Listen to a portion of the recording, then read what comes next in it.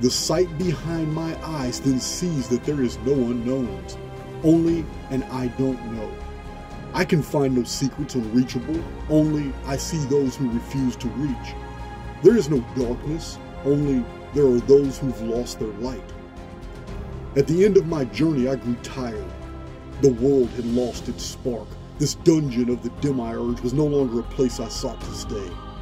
And when I made up my mind that it was time to go, Loki laughed at me.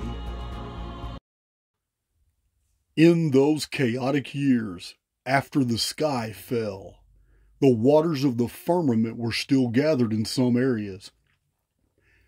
We searched in vain for evidence of some communities and strongholds, but they were lost.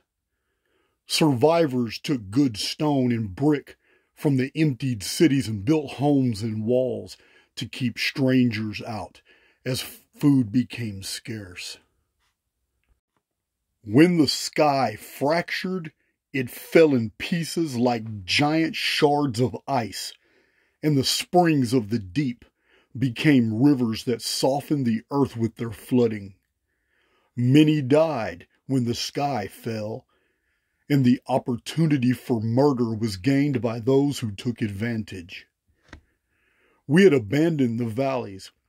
From the hills and mountain holes we remained in fear of the changing sky, even as the waters receded. The burning disk came out, and many suffered our skins to be burned under its heat. The sky had fallen, and pieces of the firmament now floated in the sky silently. We would come to call them clouds. Frequently the gods voiced their anger as the creation covered tears of sorrows across the land as the thunderbolts of the gods made their argument. We would come to call this rain. Weeks afterward, we ventured out into the broken cities and found them still with water, but livable.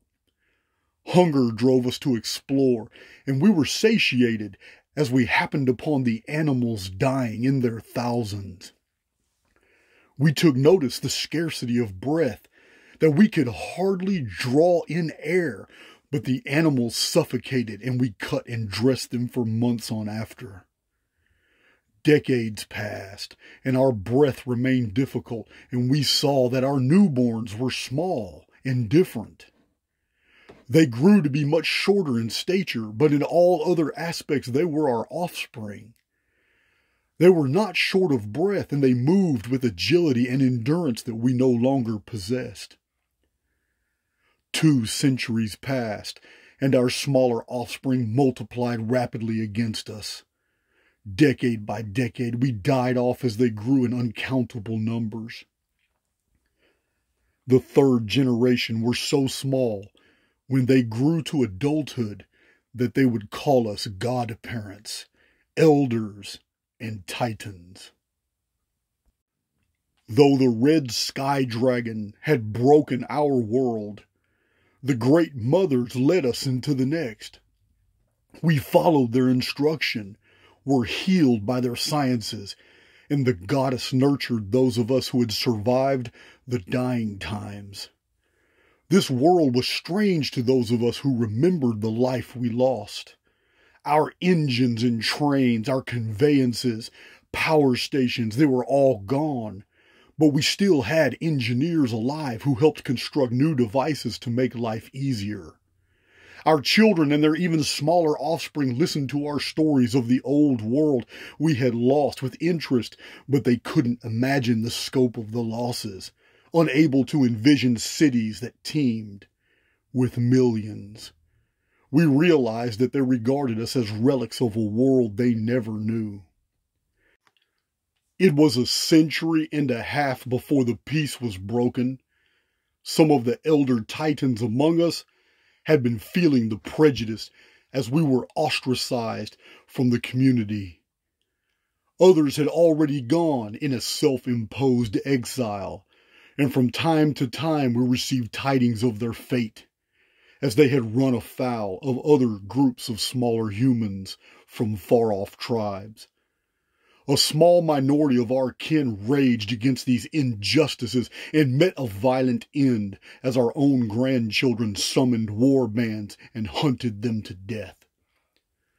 But most of us were peaceful, injured in spirit and unable to draw breath enough to fight.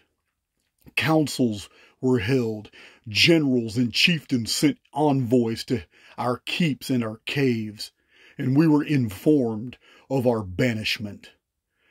They called us the Titans, and our children were the giants, and the new world was too small for our kind. We were called dangerous, and the death of the old world was now blamed on us. The gods had sent Typhon to destroy us, said the priests. They claimed the whole world was destroyed because we sinned, and soon the story spread of the great flood and how we were villains and not supposed to be among the living. The priests invented stories, but we had been alive, and we knew these tales to be untrue. Heroes were elected, all male, to carry out the banishments for those who did not go willingly. We were banished to the far west, to distant islands our children's children would come to call Tartaros. But not all of us were sent away. In the councils, the new priests had become dominant in the ears of the kings and queens, and they schemed to keep the most beautiful of the titanesses and their giantess daughters for use in the temples. They hatched a plan to redirect the power of the goddess into the coffers of the temple precinct. Argument was made that no violence had ever issued from the servants of the goddess, so their banishment was unnecessary. Throughout the kingdoms, the selection process separated the most beautiful titanesses and giantesses to stay among their smaller populations as the undesirables were cast away with the titans and giants. After the banishment, the priesthood began to conspire against these servants of the goddess they had saved, for their influence with the people was great. The Great Mother was venerated more so than the 7 of the priesthoods who vied for the attention of the people. The conspiracy of the priests to usurp the goddess had failed, and saving the titanesses and their daughters led to a king making a giantess his wife. In this way was begun the reign of the famous giantess of Babylon, named Queen Semiramis.